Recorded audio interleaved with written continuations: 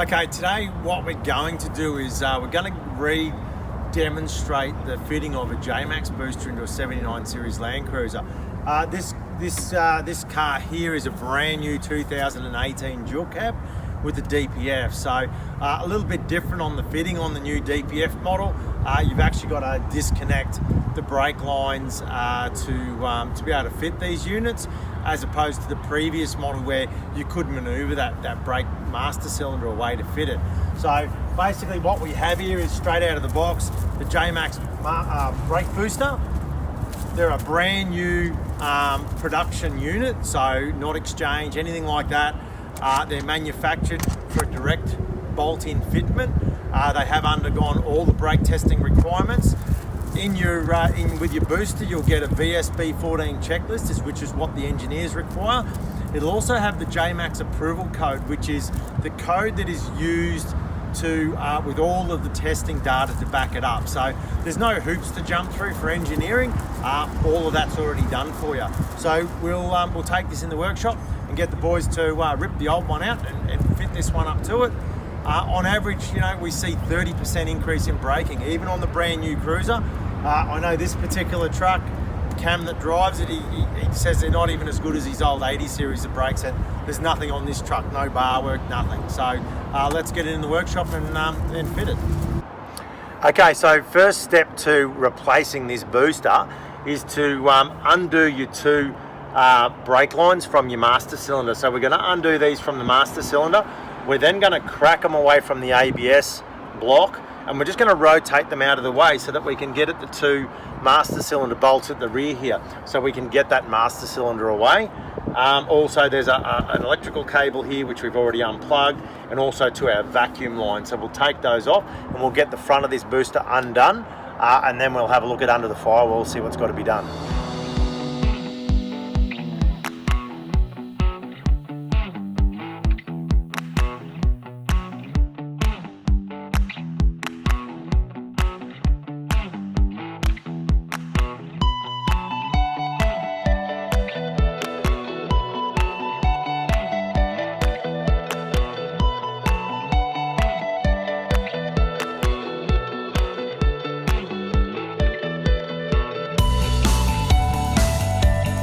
Okay, a little bit hard to film, but underneath the firewall you're going to see the rod sticking through that connects to your brake pedal.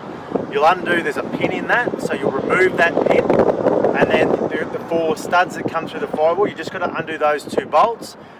Once you've done that, the whole unit will slip out from the front, so we'll get that out now.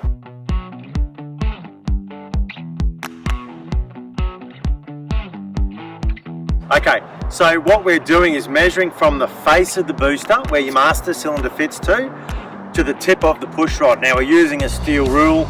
Obviously we can sit that across flush and we can get a consistent measurement. So what we want is the old booster and the new booster to measure exactly the same from face to tip.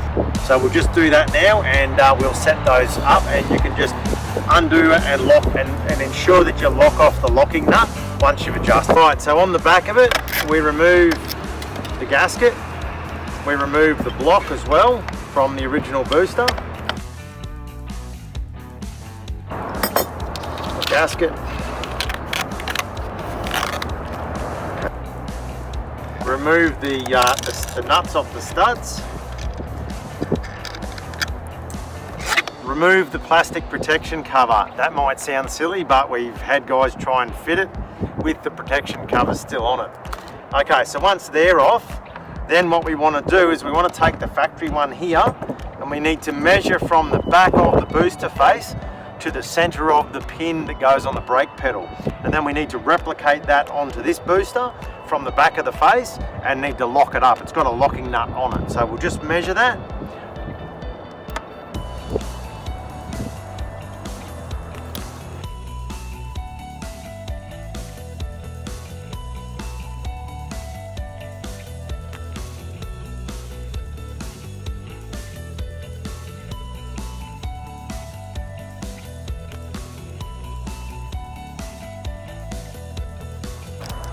Now you'll notice one side of the gasket is thinner than the other side.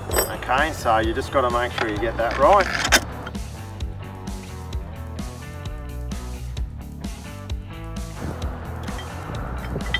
ready to fit.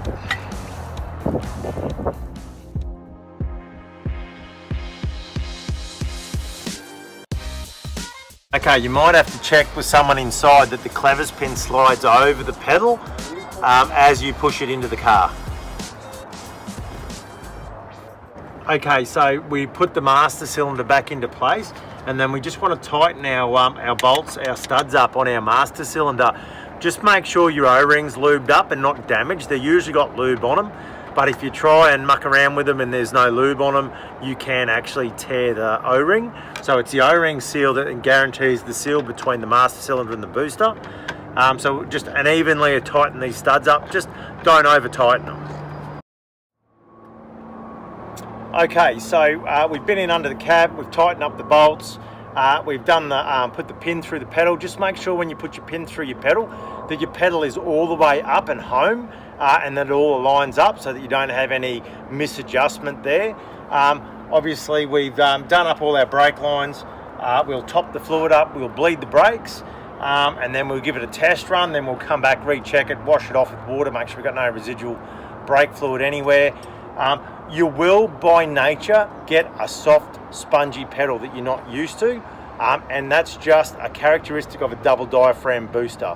So, look, you will see great improvements in brakes. We do recommend you use a qualified mechanic to fit them, but we do know a lot of guys like to do it themselves, so hopefully this little video will give you a bit of a point in the right direction.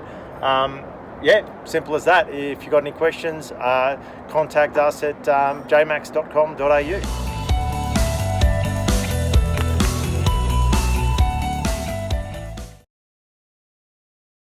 Okay, what we want to do is we just want to do a little video over the years, and we get a lot of questions on how to fit a booster, how to adjust a booster, because obviously we ship out thousands of these boosters, and you've got people that are doing it that are mechanics, brake shops, but also DIYers, etc., etc. So it's really important when you fit a double diaphragm booster that you get your adjustment spot on when you fit it.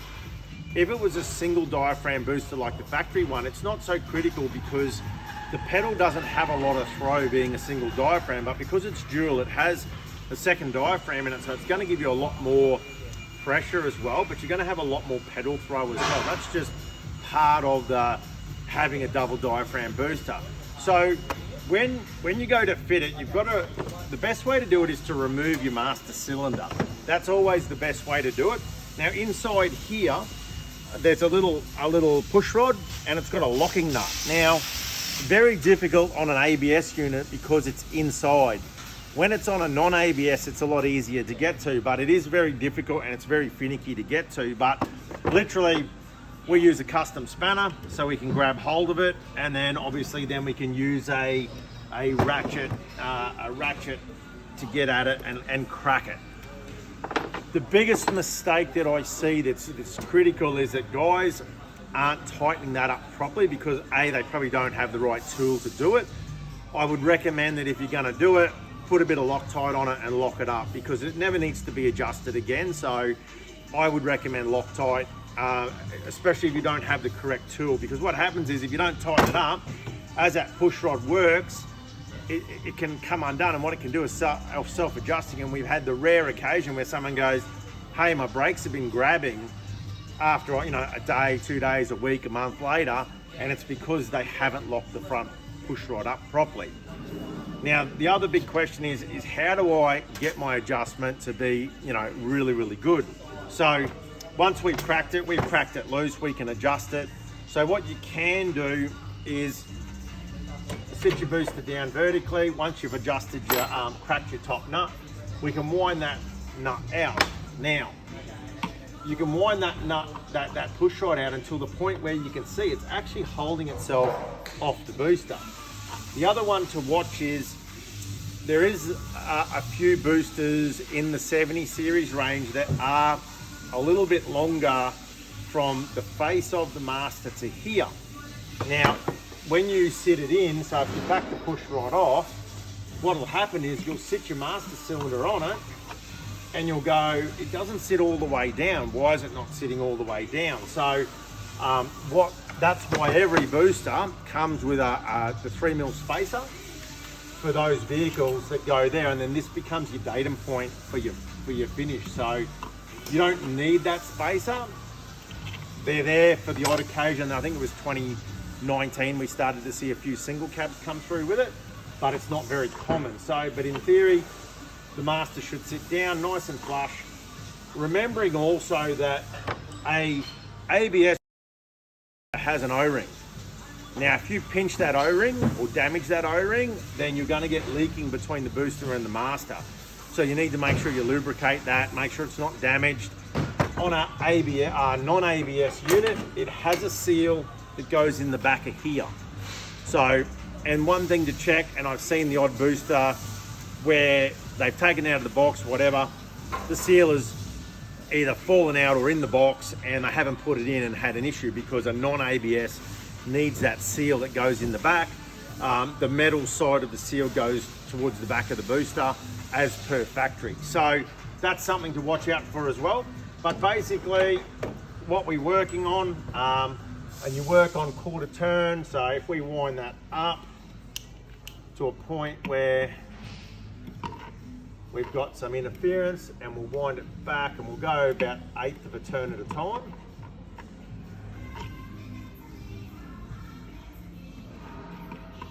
Just small incremental changes, and you can see it's still over adjusted.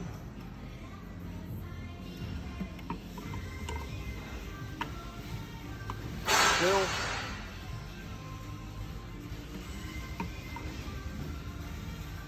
A little bit more. You don't want to go big changes. A little bit more, just incremental changes. You only want to do this once, you don't want to do it twice. Put it in the car, happy days. Okay, now I've got clearance. So obviously the factory one has a gasket here, so you can just put the factory gasket back on. That's purely just to stop any water and stuff getting into there. If you damage your gasket or something, you can apply a little bit of sealant to it as well. That is all that is for on these. The sealing is not done by that gasket. The gasket is purely just to keep rubbish out. So once that's done, job done. For this one, we don't need the ring. So if you don't need the ring, don't use it. Put it on, and now that's set. Now, there has been the odd occasion where someone's got it and they have made it a little on the firm side, and the clear way to find that is they'll put it in the car, they'll start driving the car, they'll get 10 minutes down the road and the brakes will start grabbing. So what happens is, as the booster unit and everything heats up in the engine bay, everything expands. So it just means they haven't got quite enough clearance, and it can be as simple as take the master off in the car, get in there, turn it back just a tiny little bit, and then put it back together and you're off and racing again. So, and why it's critical, and I think this is probably the thing that I see, is because you have a lot more travel in a double diaphragm booster, when you go to the pedal, that multiplies due to the fulcrum point of the pedal. So people go, oh, I've got a really long travel in my pedal, or it feels really close to the floor. 99% of the time, or all of the time, it's just poor adjustment. So once you get the front done, you're happy to go. Make sure that you've got your seal either inside for your non-ABS or your O-ring for your ABS. Obviously, make sure you lock that up. Now, the other one is what we see is people adjust it, and then when they go to lock the lock nut, as they do up the lock nut, it turns the push rod. So you need two things. You need to hold the push rod and also hold the pin, and do them both at the same time. So basically you would adjust it up to grab, make sure it's still right, grab it, hold the actual push rod itself so it can't turn, and then lock that up. But like I said, it is very, very difficult without the right tool, and that's why I always recommend Loctite for it. On the back side, okay, same deal. When you put your clevis pin in, let's find our clevis. When you fit it to the car, when your pedal's in its fully upright position, you want to take any free play between the pedal and the clevis. So what we see is people don't adjust that up properly. So when the pedal's all the way out, that hole should line up with your pedal. You put your pin in and you have no free play. So if you take the free play out, you're going to get a much better pedal feel. But big thing, I suppose, for it is just be pedantic about your adjustment. You'll always get a better experience out of a double diaphragm booster. And this video should help you to see, I suppose, those that A, trying to set one up, or B, might have an issue or not happy with their pedal feel. It's in the adjustment. So remembering that, the double diaphragm will always give you that soft, spongy pedal. It'll always have more travel. That's the negative side to a double diaphragm booster. However, it's a lot better than the standard brake, which has no brake. So on our testing, up to 30% increase. Our booster is often bigger than a lot of competitors as well, and that's why you get that increase. JMACX were the originator of the manufacturing of these boosters in the market, so yeah, we have a lot of experience in that space. So if you've got any more questions, you can always reach out to our office, but that should help you to understand the fitting of a booster.